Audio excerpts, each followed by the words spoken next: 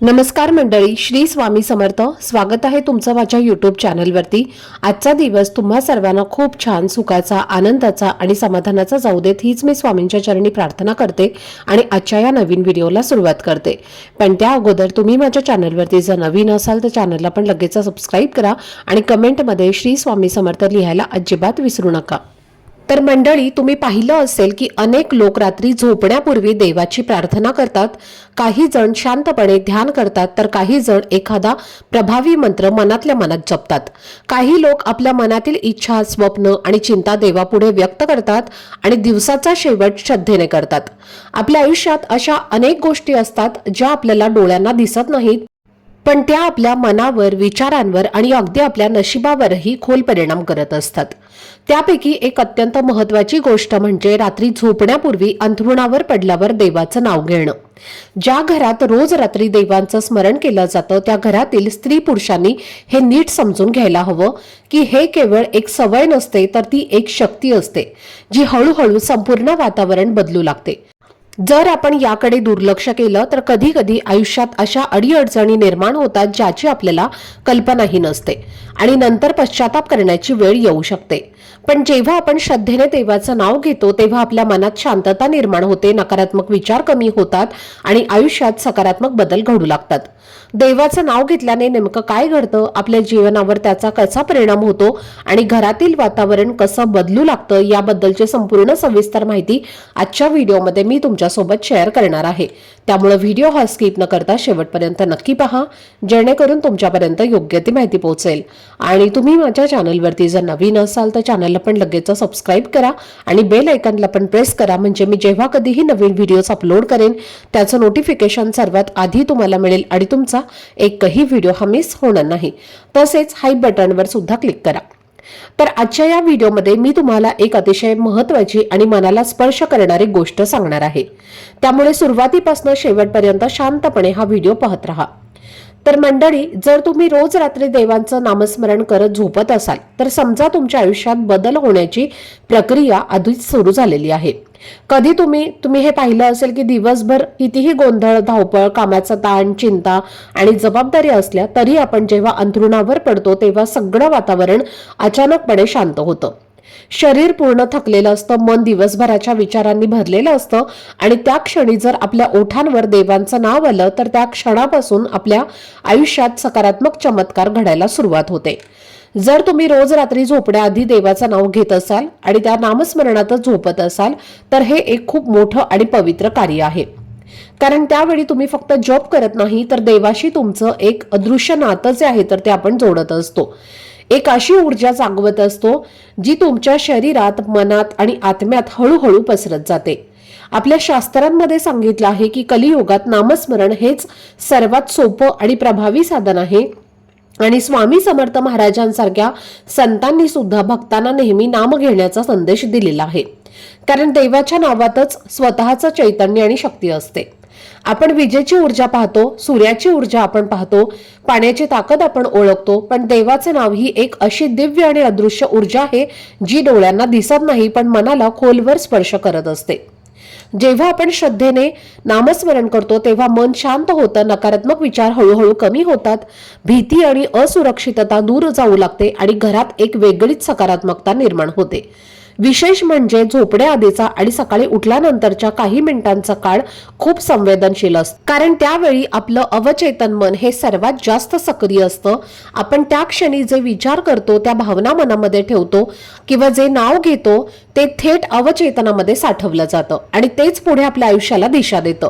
त्यामुळे जे लोक झोपण्याआधी देवाचं नाव घेतात ते न कळत देवाची सकारात्मक ऊर्जा आपल्या अवचेतनामध्ये साठवत असतात आणि त्यामुळे त्यांचं मन स्थिर राहतं, चिंता आणि दुःख हळूहळू कमी होतं.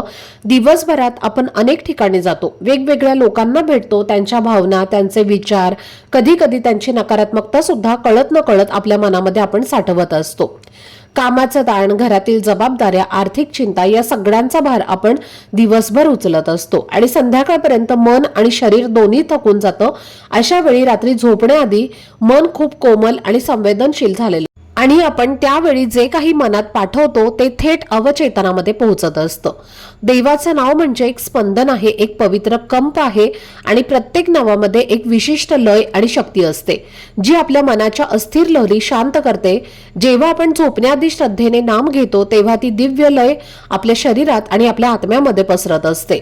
झोप शांत आणि गाढ लागते, त्यामुळे मनातील भीती हळूहळू नाहीशी होते आणि दुसऱ्या दिवशी सकाळी उठल्यावर एक नवीन उत्साह, नवीन ऊर्जा आणि देवाशी जोडलेपणाची सुंदर भावना आपल्याला अनुभवायला मिळते. आता काही जण म्हणतील की हे सगळं अध्यात्माचं बोलणं आहे, श्रद्धेचा भाग आहे, पण आश्चर्याची गोष्ट म्हणजे विज्ञान सुद्धा याला काही प्रमाणात समर्थन देतं. कारण संशोधनात असं दिसून आलं आहे की झोपण्यापूर्वी शांतपणे मंत्र म्हणणं किंवा देवांचं नामस्मरण करणं म्हणजे आपल्या मनातील, मेंदूतील फ्रिक्वेन्सी शांत करणं होय. जेव्हा तुम्ही श्रद्धेने ओम गणगणपते नमः असा गणेश यांचा मंत्र म्हणता किंवा जय श्रीराम, श्रीराम जय राम, जय जय राम असा रामाचा जप करता, तेव्हा तुमचा मेंदू हळूहळू अल्फा आणि थटा वेव्हच्या अवस्थेमध्ये जातो. आणि हीच ती अवस्था असते जी ध्यान करताना मिळते, ज्या अवस्थेत मन सर्वात जास्त शांत, स्थिर आणि ग्रहणशील असतं. तर या अवस्थेत मेंदू ताण सोडू लागतो, श्वासोच्छ्वास आपला नियमित होतो, शरीर आपलं रिलॅक्स होतं आणि आतून एक खोल विश्रांतीची भावना निर्माण होते.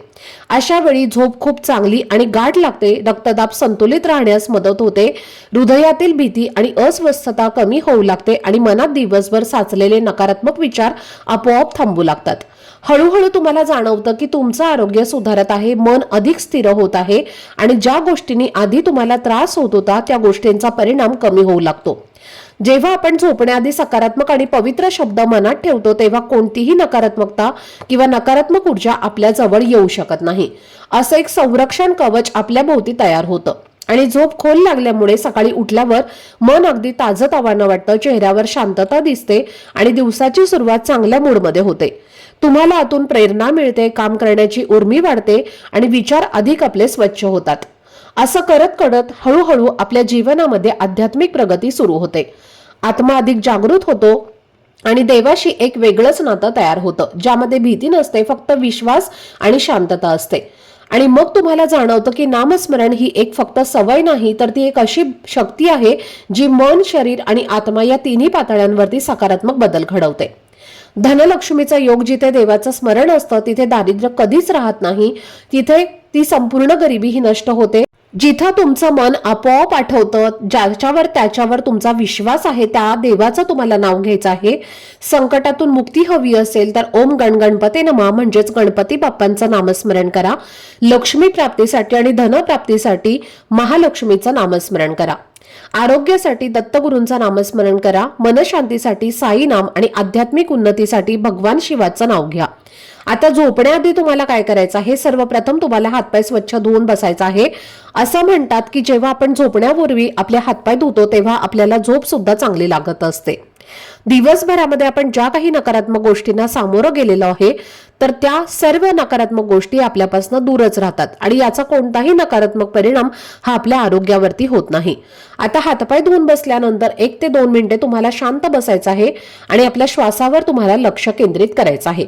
त्यानंतर तुम्हाला देवाचं नाव घ्यायचं आहे आणि तुम्ही ज्यांना गुरु मानता तर त्या गुरूंचं नाव तुम्ही घेऊ शकता. श्री स्वामी समर्थ महाराजांचं तुम्ही नाव घेऊ शकता किंवा तुम्ही ओम नमः शिवाय म्हणजे भगवान महादेवांचं सुद्धा नाव घेऊ शकता. तर असे देवाचं नाव तुम्हाला घ्यायचं आहे आणि त्यानंतर तुम्हाला तुमच्या मनातला सगळा गोंधळ, तुमच्या सर्व समस्या या तुम्हाला तुमच्या देवाच्या चरणी अर्पण करायच्या आहेत.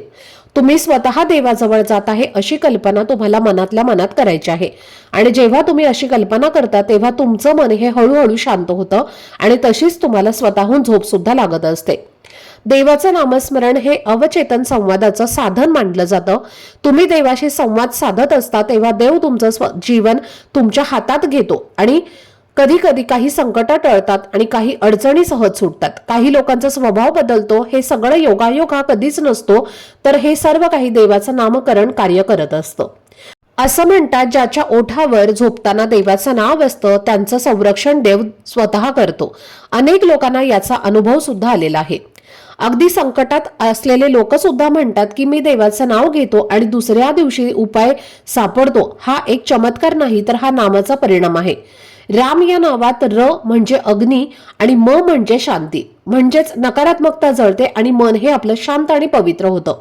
ओम नमः शिवाय या 5 अक्षरांमध्ये पंचमहाभूताचे प्रतिनिधित्व करते. आपल्या शरीरातील 5 तत्वांना संतुलित करतात. जयराम श्रीराम जय जयराम किंवा श्रीराम जयराम जय जयराम ही भक्ती आणि विश्वाचं अद्वितीय स्पंदन आहे. आणि म्हणून झोपण्याआधी हे म्हटल्यावर आपण पूर्णतः सुरक्षित जाणवतो. जेव्हा आपण झोपतो तेव्हा झोपताना आपले शरीर हे विश्रांती घेत असतं, पण आत्मा हा प्रवेश करत असतो. जर तो प्रवास नामस्मरणाच्या ऊर्जेने सुरू झाला तर आत्मा उच्च स्तरावर जातो, देवाशी एकरूप होत असतो आणि त्यामुळे तुमचं आध्यात्मिक क्षेत्र स्वच्छ राहतं. वाईट स्वप्न हे तुम्हाला येत नाही आणि मन नेहमी प्रसन्न राहतं. आणि म्हणून आजपासून फक्त 5 मिनिटे तुम्हाला तुमच्या स्वतःला द्यायची आहेत. झोपण्याआधी तुम्हाला मोबाईल किंवा चिंता, वाईट विचार तुमच्यापासून बाजूला ठेवायचे आहेत आणि फक्त देवाचं नाव घ्यायचं आहे. हे नाव तुमचं कवच आहे, तुमचं संरक्षण कवच आहे. जसं लहानपणी आई अंगाई गीत गात असे आणि तुम्ही लगेच शांत झोपी जात असा, तर तसंच अगदी तुम्हाला आजपासून देवाचं नाव हेच एक अंगाई गीत बनवायचं आहे. आणि तुमच्या आयुष्यामध्ये असा एक दिवस येईल की जेव्हा तुम्ही स्वतः तुम्हाला अनुभव येईल की देव कधी दूर नव्हता, तो तर तुमच्या जवळच होता. तर तो तुमच्या ओठावर, तुमच्या श्वासात आणि तुमच्या ध्यानात आणि तुमच्या झोपेतही जर तुम्ही रोज म्हणण्याआधी देवाचं नाव घेत असाल तर समजा तुम्ही देवाच्या कृपेने छत्रछायेमध्ये आहे. कारण शास्त्रानुसार पाहिले तर देवाच्या नावाचा जप करण्यात फार शक्ती असते आणि तुम्हाला याचे फळ हे मिळत असते. झोप असताना देवाच्या नावाचा जप करणे फार दुर्मिळ असते, कारण असे तोच करू शकतो ज्याचे समाधीची 4थी अवस्था गाठलेली आहे. पण जर योगी व्यक्तीशिवाय जेव्हा एखादा सामान्य माणूस किंवा सामान्य स्त्री असे करू शकते, तर याचा अर्थ असा आहे की या माणसाच्या अंतर्मनातही साक्षात परमेश्वर आहे. आणि लोक ही अवस्था प्राप्त करण्यासाठी खूप प्रयत्न करतात, कारण झोपेतही तुम्ही जर देवाच्या नावाचा जप करत असाल, जर नाम तुम्ही जपाचा लाभ हा तुम्हाला त्या वेळेत सुद्धा मिळत असतो. आणि अशा वेळी झोपेत असताना जर एखाद्या व्यक्तीचा मृत्यू झाला तर परमेश्वर थेट तुम्हाला त्याच्या शरणात घेतील आणि तुम्हाला मोक्ष प्राप्त करून देतील, असे सुद्धा आपल्या पुराणामध्ये उल्लेख केला गेला आहे.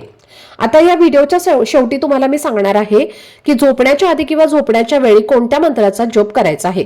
तर पहा, जर तुमचं रात्री झोपताना डोकं शांत राहत नसेल, तुमच्या डोक्यात बाहेरचे चांगले किंवा वाईट विचार येत असतील, तुमच्या डोक्यात नकारात्मक विचार येत असतील, बऱ्याच जणांना नकारात्मक विचार हे करायचे नसतात, पण रात्री झोपल्यानंतर त्यांच्या मनात ते आपोआपच नकारात्मक विचार येतात आणि त्याचा त्रास सुद्धा तुम्हाला होत असतो. त्यामुळे शांत झोप ही सुद्धा लागत नाही आणि म्हणून यासारख्या समस्या आपल्यापासून दूर ठेवण्यासाठी हर हर मुकुंदे हर हर मुकुंदे या मंत्राचा जप करायचा आहे.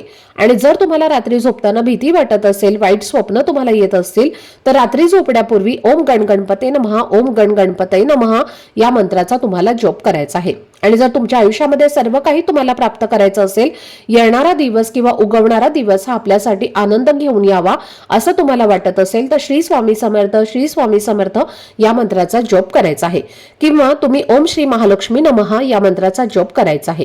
तर ही अत्यंत महत्त्वाची माहिती मला तुमच्यासोबत शेअर करायची होती. आजचा हा व्हिडिओ जर तुम्हाला आवडला असेल, माहितीपूर्ण वाटला असेल, तर व्हिडिओला लाईक, शेअर आणि चॅनलला सबस्क्राईब नक्की करा. भेटूयात पुढच्या व्हिडिओमध्ये. तोपर्यंत सर्वांना श्री स्वामी समर्थ.